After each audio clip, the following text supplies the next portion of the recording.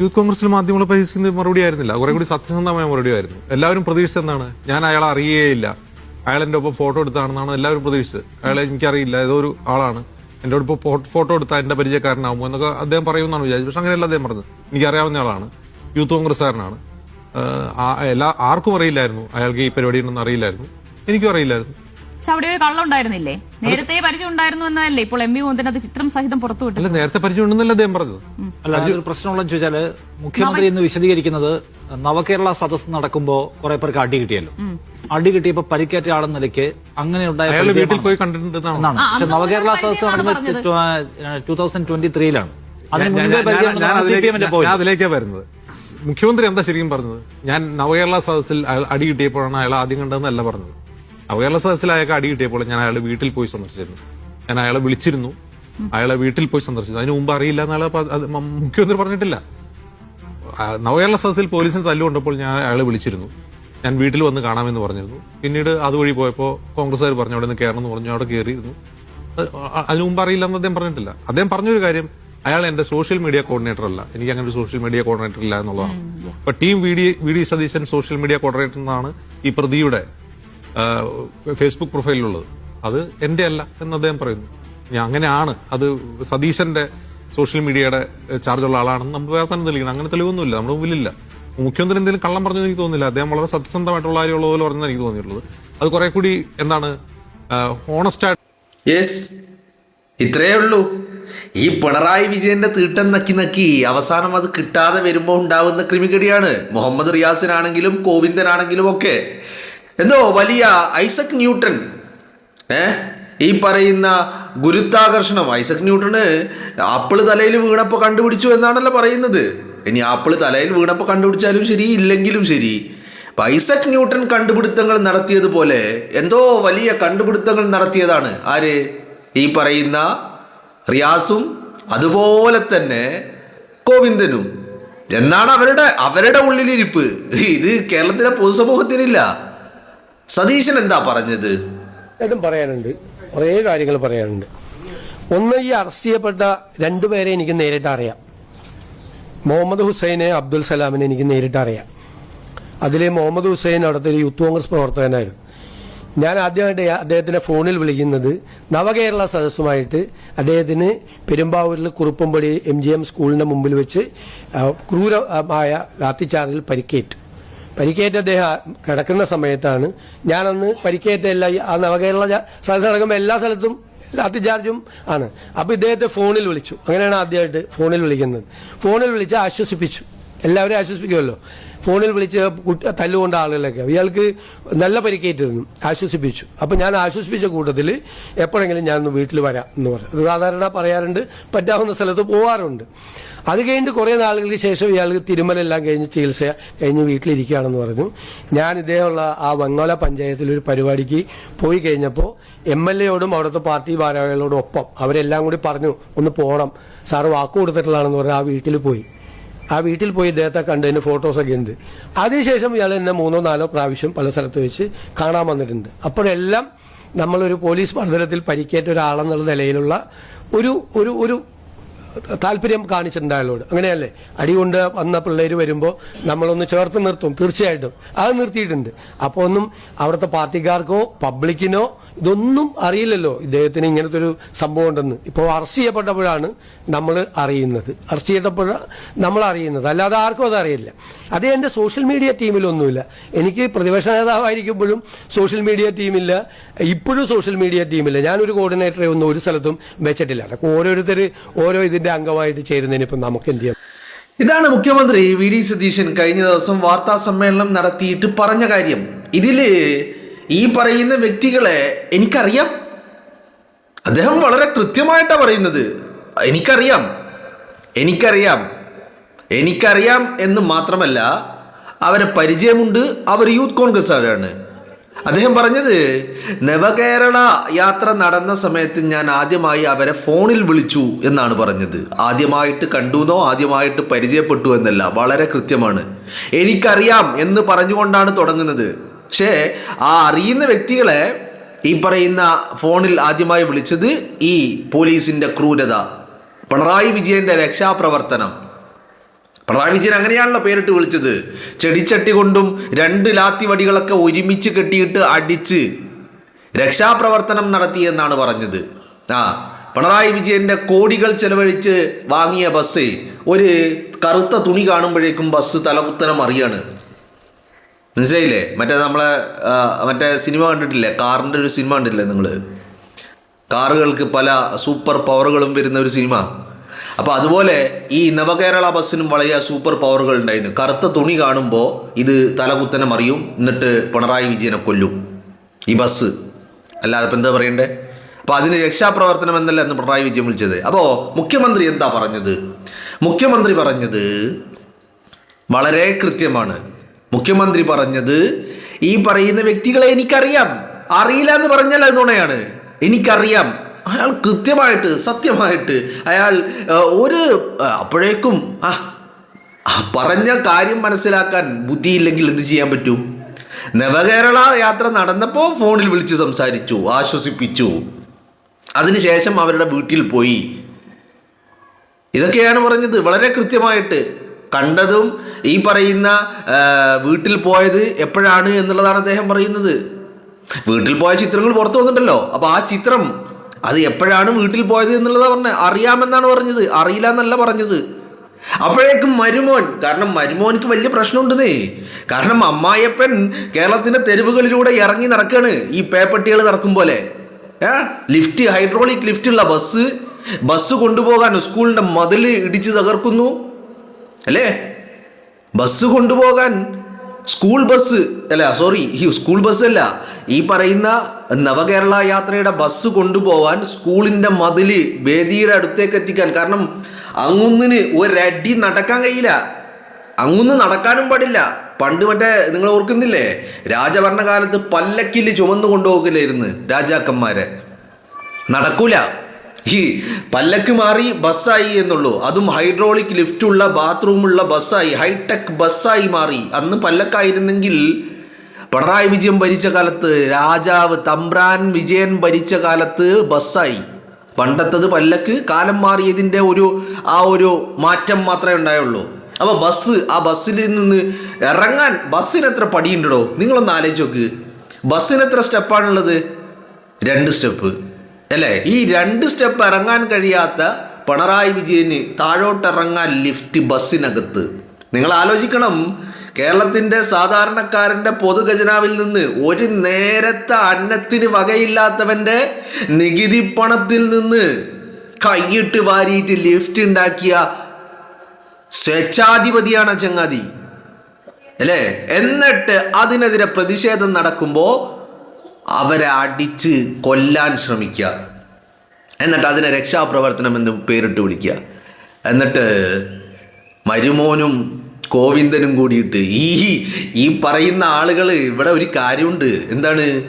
പിണറായി വിജയനെ ഈ പറയുന്ന കസേരയിൽ നിന്ന് താഴെ ഇറക്കാൻ പണിയെടുത്തത് ആരാ? കേരളത്തിലെ കോൺഗ്രസ്സുകാരാണോ? കേരളത്തിലെ മുസ്ലിം ലീഗുകാരാണോ? ഏതെങ്കിലും UDF-കാരനാണോ? അല്ലെ കേരളത്തിലെ പൊതുജനങ്ങളാണോ? ഇവരാരുമല്ല പിണറായി വിജയനെ ഈ കസേരയിൽ നിന്ന് താഴെ ഇറക്കാൻ പണിയെടുത്തത്. കസേരയിൽ നിന്ന് താഴെ ഇറക്കാൻ പണിയെടുത്തത് ഒന്നിൽ പ്രധാനി MV ഗോവിന്ദൻ. മനസ്സിലായ? പിന്നെ ആ ലിസ്റ്റിലുള്ളത് മുഹമ്മദ് റിയാസ്, MP രാജേഷ്, P രാജീവ്, വീണ ജോർജ്, അങ്ങനെ തുടങ്ങി ക്രിമികീടങ്ങളുടെ ഒരു വലിയ നിര. ഈ നിര പണിയെടുത്തു എന്ന് പറഞ്ഞാൽ എന്ത് പാടല്? സ്തുതിപാഠക സംഘം, കുഴലൂത്ത് സംഘം. ആ സ്തുതിപാഠകരും കുഴലൂത്തുകാരും കുഴലൂതി പിണറായി വിജയനെ താഴെ ഇറക്കി. വളരെ കൃത്യമാണ്. അപ്പോൾ ഇന്ന് ഇവർക്ക് തന്നെ തോന്നുന്നുണ്ട് നമ്മൾ കാരണമാണ് വിജയൻ്റെ കസേര നഷ്ടപ്പെട്ടത് എന്ന്. മനസ്സിലായില്ലേ? അപ്പോൾ ഇവിടെ സത്യസന്ധമായിട്ട് വളരെ കൃത്യമായിട്ട് എനിക്കറിയാമെന്ന് പറഞ്ഞു. എനിക്ക് അവരെ പരിചയമില്ലെന്നല്ല പറഞ്ഞത്. ആൻഡ് ഗോവിന്ദൻ പറയും പോലെ ഇതൊക്കെ AI ആണ് എന്നൊന്നും പറഞ്ഞില്ല, AI ജനറേറ്റഡ് ആണ് എന്നൊന്നും പറഞ്ഞില്ല അല്ലേ? ഗോവിന്ദൻ വാ തുറന്നാൽ കളവ് മാത്രം പറയുന്ന ഗോവിന്ദൻ കളവ് പറയാൻ വേണ്ടിയിട്ട് എന്താ പറയല്? എല്ലാം AI ആണ്. എല്ലാം AI ആണ്. ഗോവിന്ദൻ പറയും പോലെ മുഖ്യമന്ത്രി സതീശൻ പറഞ്ഞില്ല, മുഖ്യമന്ത്രി പറഞ്ഞത് എനിക്കറിയാം. അദ്ദേഹം പറഞ്ഞത് വളരെ കൃത്യമായിട്ട് അദ്ദേഹം കണ്ടത് പറഞ്ഞിട്ടുണ്ട്, ഇവരെയൊക്കെ പരിചയമുള്ളത് പറഞ്ഞിട്ടുണ്ട്, അവരെ എപ്പോഴാണ് ആദ്യമായിട്ട് ഫോണിൽ വിളിച്ചത് എല്ലാ കാര്യങ്ങളും കൃത്യമായിട്ട് പറഞ്ഞിട്ടുണ്ട്. അപ്പം അതിൻ്റെ അർത്ഥം സതീശൻ ഒരു നുണയും പറഞ്ഞിട്ടില്ല. നുണ പറഞ്ഞത് ഒന്ന് അമ്മായിയപ്പന് വേണ്ടിയിട്ട് ഈ പറയുന്ന ആര് പറഞ്ഞു, മരുമോൻ റിയാസ് പറഞ്ഞു, പിന്നൊന്ന് തമ്പ്രാൻ വിജയന് വേണ്ടിയിട്ട് ഗോവിന്ദൻ അടിമയും പറഞ്ഞു.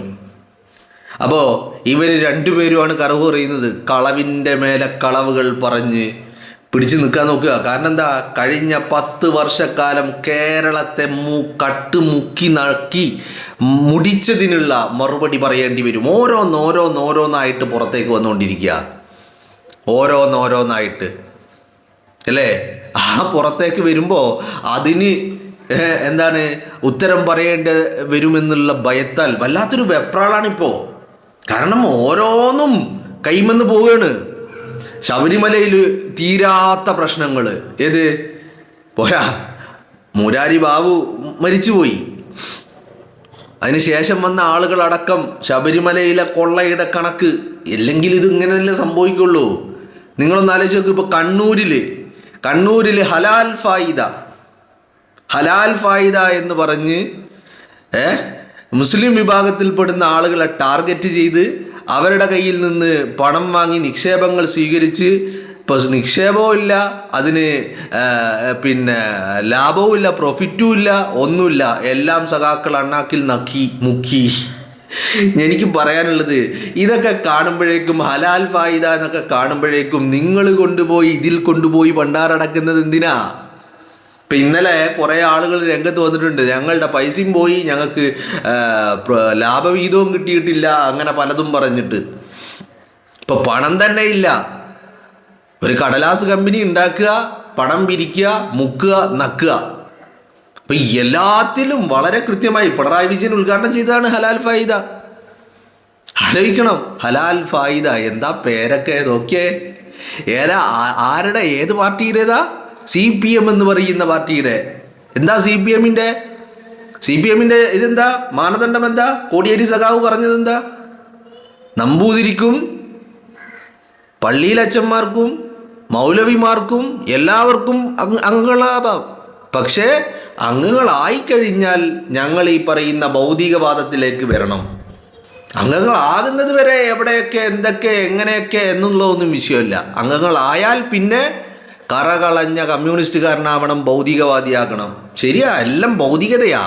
ആരാൻ്റെ പണം വാങ്ങിയിട്ട് നക്കി തിന്നുന്ന ഭൗതികത അല്ലേ? പച്ച നുണകൾ മാത്രം പടച്ചു വിടുന്ന ഭൗതികത. വാ തുറന്നാൽ ഞാൻ പറഞ്ഞിട്ടുണ്ട്, ഒന്ന് തിന്നാൻ, ഒന്ന് കളവ് പറയാൻ, മൂന്നാമത്തത് എന്തിനാ നിങ്ങൾ പറഞ്ഞോ. അപ്പോൾ എന്ത് കാര്യം വന്നാലും കളവങ്ങനെ പ്രചരിപ്പിക്കുക, പച്ച നുണ പറയുക. ഇത് പണ്ടേ ഉള്ളതാ. ഇവന്മാർ നുണ പറയുക, എന്നിട്ട് ബാക്കിയുള്ളവരൊക്കെ പറയുന്നത് നുണയാണ്, ഇവർ പറയുന്നത് മാത്രം സത്യം. ലോകത്ത് ഇവർ പറയുന്നത് മാത്രം സത്യം. സഖാക്കൾ പറയുന്നത്, പിണറായി വിജയൻ പറയുന്നത്, പിണറായി വിജയൻ്റെ ക്രിമികീടങ്ങൾ പറയുന്നത്, ഇവറ്റകൾ പറയുന്നത് മാത്രം സത്യം. ബാക്കി ആരെന്ത് പറഞ്ഞാലും, അവർ സത്യം പറഞ്ഞാലും ആ പറയുന്നതൊക്കെ നുണയാണ്. ഇതാണ് വാദം. ഇത് ഈ വിഷയത്തിൽ മാത്രമല്ല കേട്ടോ, അല്ലേ? TP ചന്ദ്രശേഖരനെ വെട്ടി വീഴ്ത്തിയപ്പോഴും മാഷാ അല്ലാഹ് സ്റ്റിക്കർ ഒട്ടിച്ചു. എന്തിനാ? വാടകയ്ക്ക് എടുത്ത വാഹനത്തിന് പുറത്ത്, ഇന്നോവയ്ക്ക് പുറത്ത് എന്തിനാ മാഷാ അല്ലാഹ് സ്റ്റിക്കർ ഒട്ടിച്ചേ? വാടകയ്ക്ക് എടുക്കുമ്പോൾ അങ്ങനെ ഒരു സ്റ്റിക്കർ ഉണ്ടായിരുന്നില്ലല്ലോ. അപ്പോൾ ആരെങ്കിലും തള്ളിയാൽ അതിൻ്റെതും മറ്റുള്ളവരുടെ തലയിൽ കെട്ടിവെക്കണം. ഫസലിനെ വെട്ടി വീഴ്ത്തിയപ്പോഴും കൊണ്ടുപോയിട്ടുകാരായി രാജൻ. എവിടെ? ക്ഷേത്രനടയിൽ ഫസലിൻ്റെ രക്തം പുരണ്ട തുണിക്കഷ്ണം. എന്തിനാ ക്ഷേത്രനടയിൽ കൊണ്ടുപോയിട്ടത്? കൊണ്ടുപോയിടാൻ വേറെ എവിടെ ഉണ്ടായില്ലേ? ഏതെങ്കിലും സ്ഥാപനത്തിൻ്റെ മുന്നിലോ അല്ലെങ്കിൽ ആരുടെയെങ്കിലും വീടിന് മുന്നിലോ ഒക്കെ കൊണ്ടു ചെന്നിടാമായിരുന്നല്ലോ. എന്താ അവിടെ ഒന്നും കൊണ്ടു ചെന്നിടാതെ ഈ പറയുന്ന ക്ഷേത്രത്തിന് മുന്നിൽ മാത്രം കൊണ്ടുപോയിട്ട് നാട്ടിൽ കലാപമുണ്ടാക്കാൻ? അപ്പം വളരെ കൃത്യമാണ്, ഇവർ ചെയ്യുന്ന ചെറ്റത്തരങ്ങൾ ബാക്കിയുള്ളവൻ്റെ തലയിൽ കെട്ടിവെക്കുക എന്നുള്ളതാണ് ലക്ഷ്യം. അതിനു വേണ്ടിയാ പണിയെടുക്കുന്നത്. അപ്പോൾ ഇവറ്റകൾ പറയുന്ന ഇവറ്റകൾ നുണ പറഞ്ഞിട്ട് അത് ബാക്കിയുള്ളവരുടെ തലയിൽ. വേറൊരു കാര്യം കൂടി നിങ്ങൾ ആലോചിക്കണേ.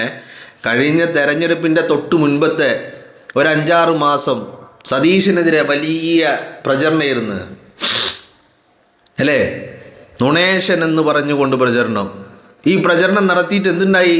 ഒന്നും ഉണ്ടായില്ല. തെരഞ്ഞെടുപ്പ് റിസൾട്ട് വന്നപ്പോൾ ആകെ കിട്ടിയത് 35 എണ്ണം അല്ലേ?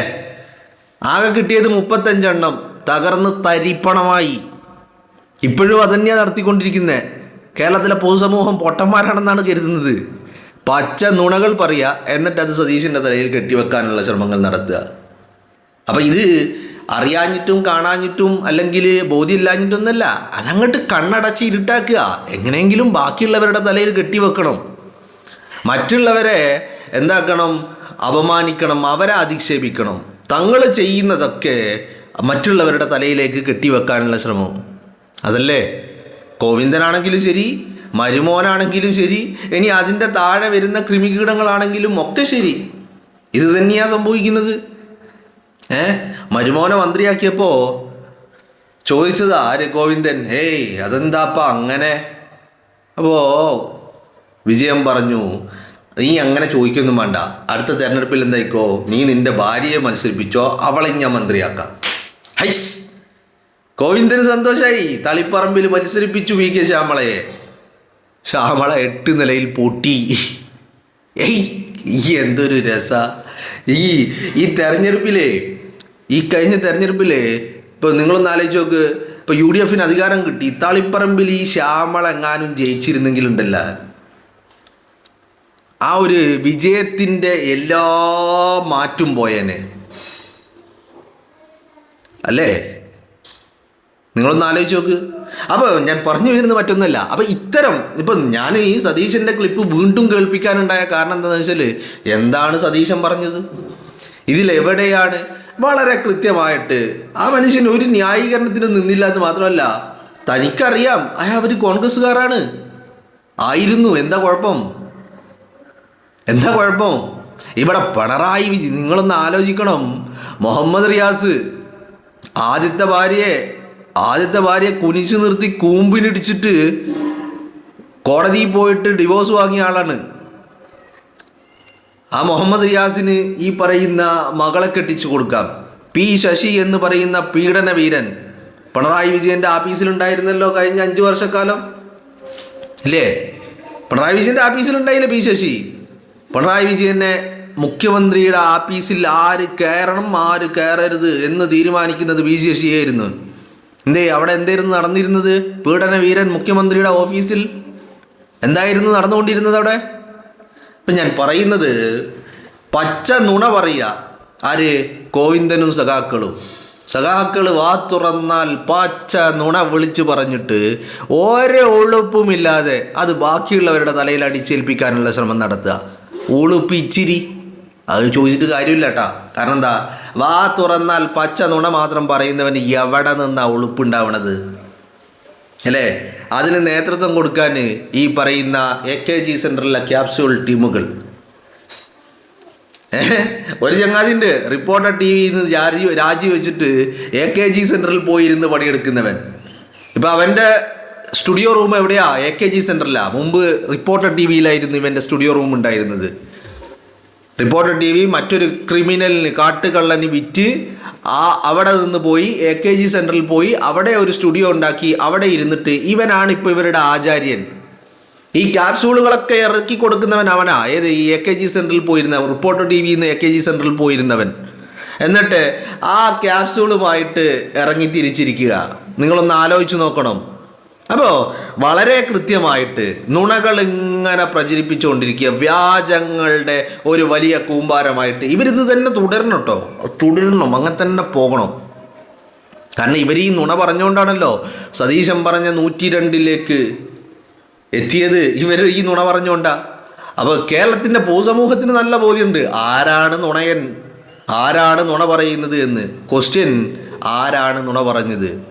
ഓപ്ഷൻ A, മരുമോൻ റിയാസ് അമ്മാച്ചന് വേണ്ടിയിട്ട്. ഓപ്ഷൻ B, MV ഗോവിന്ദൻ തമ്പ്രാന് വേണ്ടിയിട്ട്. ഓപ്ഷൻ C, 2 പേരും ചേർന്ന് നുണ പറഞ്ഞു.